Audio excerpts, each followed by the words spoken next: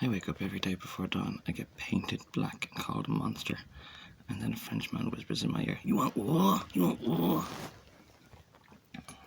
If you read your book, you notice that it gets to a point where you all start warring with me, and the heaven will war with the earth. And it'll absolutely fucking destroy you because you're warring with the one kid you're supposed to be liking and getting along with. I'm not difficult to get along with. Trying my best.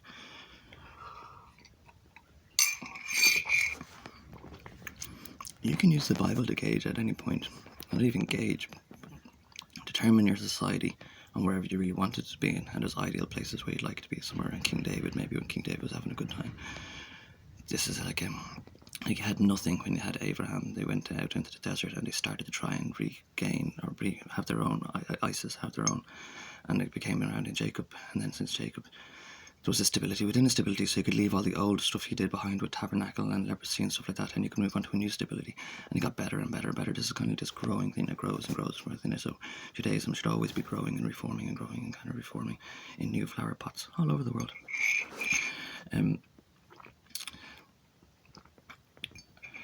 So you can use it to gauge at any time, and they can ask, they kind of, whatever lordship there was in this world, there's not really much left. They used to do terribly in America, and they used to say stuff like, we're at 100%, we're at 90%, we're at 70%, and they never really said what the percentage was, and I figured it was angelic attention because they're doing something they shouldn't be doing, perhaps.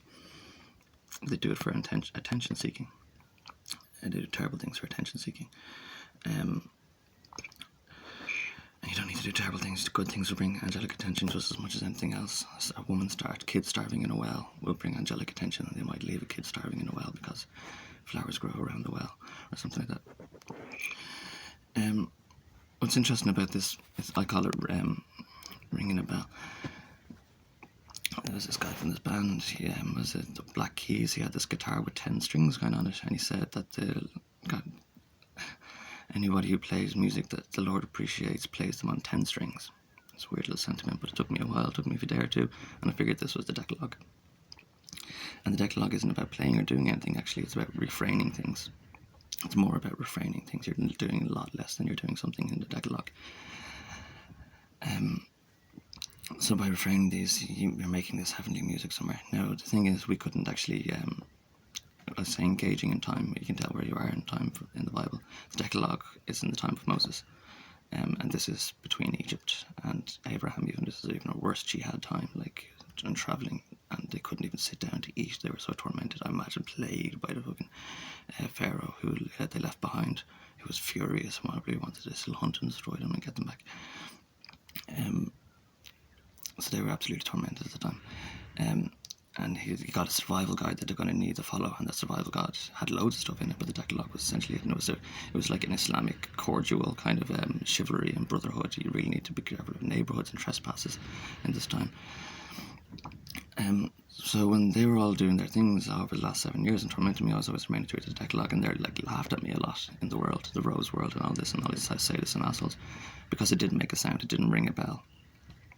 So the sound that I said rings off with these 10 strings, we didn't hear it on earth, and I appreciated that because there's a lot between true heaven and true earth, and they wouldn't listen to me about that. But they used it as a reason to snuff the Decalogue and to snuff the Bible, I suppose, because they weren't hearing it, or we weren't at that point. At the moment now, the Decalogue is extremely powerful. I'm weighing in a lot. I've got a little nice safety net in it now, and it's actually very effective and everything. And I've got a great critique on the Decalogue. I'm going to do another video because I haven't got it to hand right here now at the moment, so you can all survive. And but that's what I'm saying is kind of scary. That's the period that apparently seems to be ringing a bell now at the moment, where you weren't in some sort of stability under like a David or an Elisha, or then Christ, Lord, super perfect condition. Why would you want anything else but that condition? And it would last forever. He said it would last till the end of time. So destroyed it. So users are at that place. I want to let you know, so you're at a terrible point now, a mosaic point, where you might even still be in Egypt, or you haven't left. I imagine you haven't actually got up and gone yet, because I haven't got you up and gone yet. And it's ringing a bell. So I can talk some maybe Decalogues, only 2 minutes, few minutes in here. Okay, I'm just giving it all away now, man.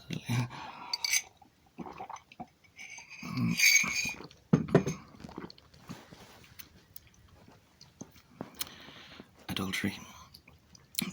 chivalrous law. It's all about community and your neighbours, really. It says you shall not covet your neighbour's wife. You shouldn't be thinking about your neighbour's wife because just psychically and spiritually has effect. And also, as a kid, you don't think about the girl you like in school. You don't go home and think about her all day because in a way you're spiritually bothering her, you're nagging at her, and she'll probably appreciate it when you see her the next day and you haven't been a psychic prick. But you can covet, and obviously you're like your neighbour's wife, your best friend's girlfriend, or something bad like this, and you know you just shouldn't be doing it because you just shouldn't. Right? So it's eugenic mix-ups. But anyway, that has a commandment itself, so adultery has nothing to do with that at all whatsoever. Adultery is a very cool commandment. I'm not going to even talk much else about this. We'll talk about adultery.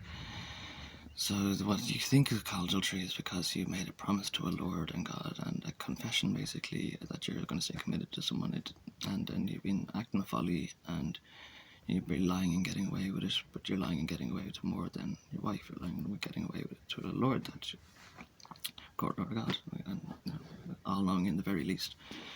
And it's atheism basically. It's acting the adult, it's acting the folly. And if you think you can close doors and maybe hide, and you see your whole morality will change and shift. This is like it's not a form of baptism. This is a seal or something. I was going to just give it away for free on the side of the streets, kind of busking. So when you realise is that the necessity of an omnipotent, omnipresent, and very wise and loving and caring presence or thing, your life changes. And even if you do close the door and say you'll sit down on the computer to masturbate or watch porn, and I don't do this but when I was a kid, that you actually even doing it, knowing that it's very wide-minded, like you're not closing the door on God, basically. And then you just live differently. Like you'll stop doing a lot of stuff, and you'll just live happier. So this is an adultery, basically, thinking that you're going to be able to get away with things when you can't get away with everything, and or that there won't be pure judgments, or that you can take any,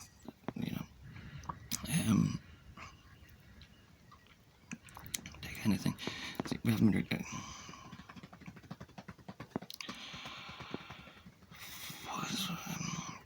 so any other commandments, kill is just thou shalt not kill, like shall not kidnap is another interesting one you're going to have to realise, and this is why time in the Decalogue when it's important and they want to let you know it, and they don't want you to know about it in times that you're not in Mosaic jihad in between Egypt and New Israel.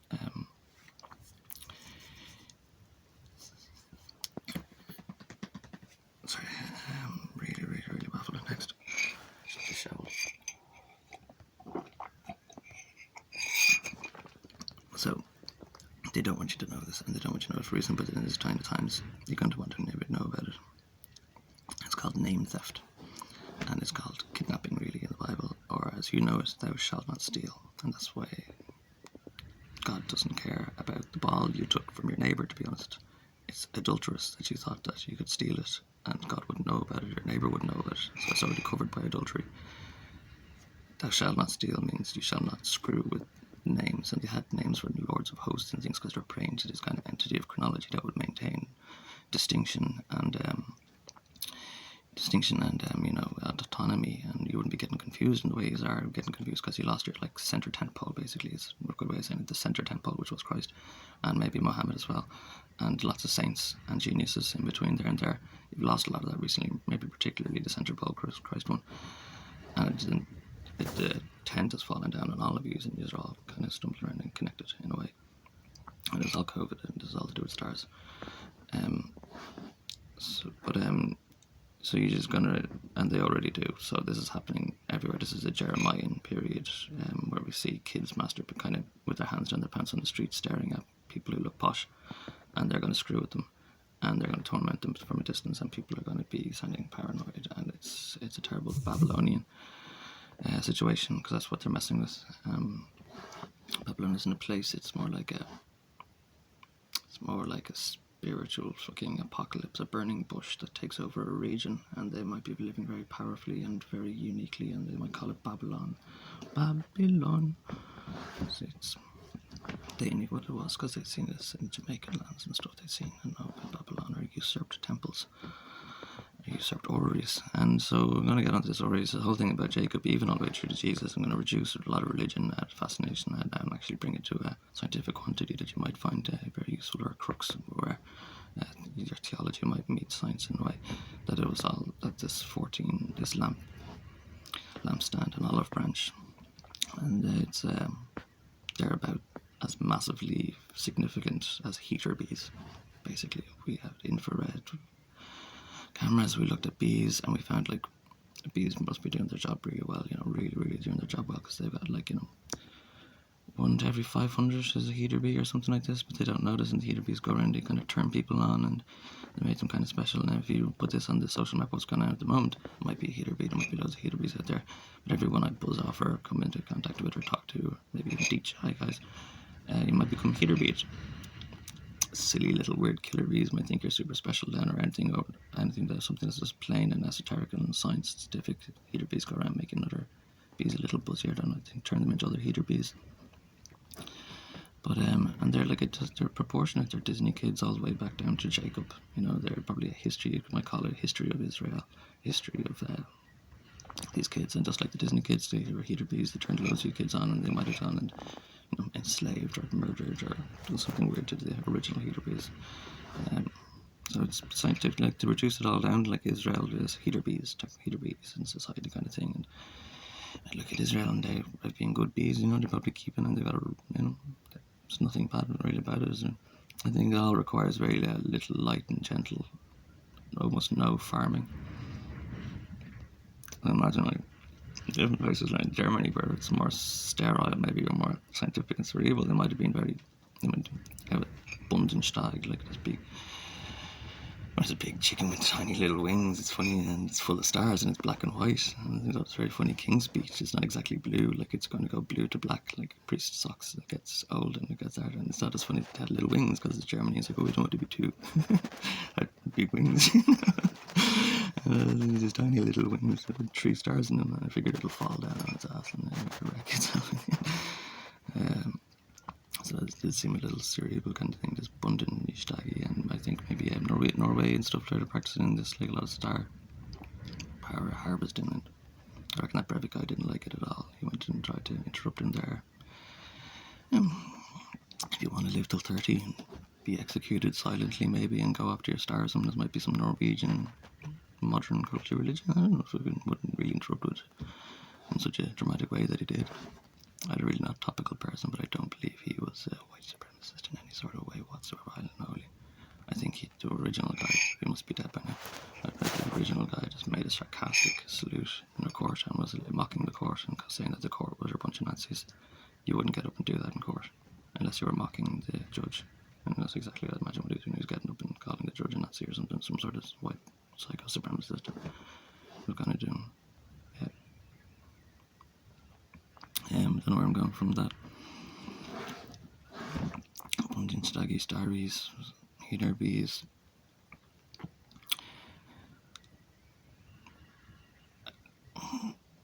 If this last heater bee might be revealed in Revelations and then become a character, so I actually think that if you hit or harm or do anything terrible to these people, it's something that you're seen onto for an eternity.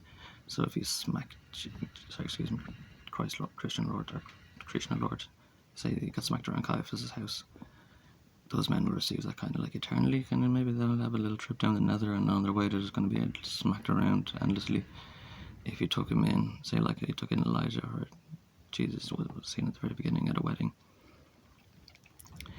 and he filled all their spirits full of wine, or took in Elijah, you'll be taken in probably on this nether trip, and you'll be given some clothes and water, and it's nice to be nice to them, just don't get fascinated by them, because that's actually at the moment what's going on. There's fascination going on. This girl Aisling Murphy, I'm pretty sure, had an orrery, had a star, had her own star, earned her star into Christianity with freedom, standing on the shoulders of the greatest birth singers of Israel, and probably might have, because these men are going to tell these kids that technically these stars are worth, billion, I'm not sure what is it called, like 1.2 billion or something, put on a star dependent or something. So you're thinking that there's like people walking around on the streets, and if this is Jeremiah apocalyptic and assholes abusing the fruit and temple for potential of knowledge, well, I don't have lordship of the temple, not to be centralized now. They bop them off, a lot of money. You might die in police custody, you might die in an ambulance, you might burn down Los Angeles. Very starry place. So yeah, think football said they're coming out, and it's nothing to do about living the way you want to live, boys. I'm pretty sure if you got fired as a football player, and disregarded as a football player, say if you came out and you did something horrible or did something weird, you'd end up looking like an American veteran in America. You'd be on the streets, like, messed up and schizoed and tormented. They do the same kind of weird stereotype to them, and a lot of stuff in your health cares. But football's coming out, and the football's coming out, I think, and if football's coming out, I think a lot of actors and a lot of artists, a lot of politicians as well, despite their chronology, have always been screwed with Rose Worlds and these like 3 witches from Macbeth, and they're always out there, and they're going to screw with everybody, and now they're kind of coming out, and it's weird that they're coming out about it, but I think they're coming out about it. Just reduction of fascination, I think, is the main thing. And I may give you a scientific explanation there to do with heater bees, but you don't harvest the heater bee, you don't, scientifically, torment. I'm just drained beyond drained. I barely have cerebral fluid to make sentences.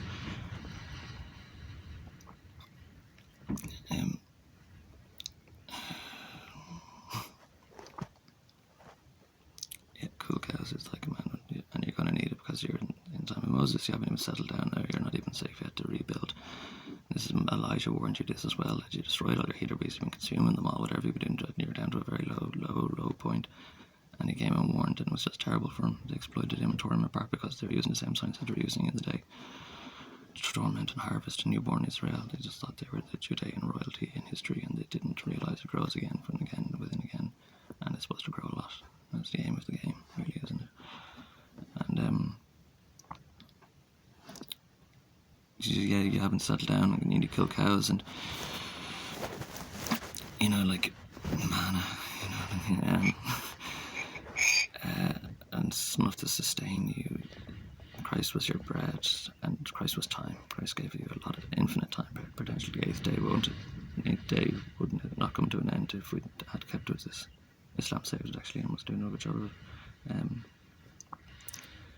So bread is time. If you're keeping cool cows as well, and if you're keeping cool cows, you get the Jenko olive, and that's exactly what you need. You're not even there yet. I suppose you need to get to your land first, to your Israel. Get me to Israel. Put on a concert. Fix it all in a sentence. Right, this is a little longish video, but yeah, fascination. Cool cows, man. I saw a calf the other day trampled a baby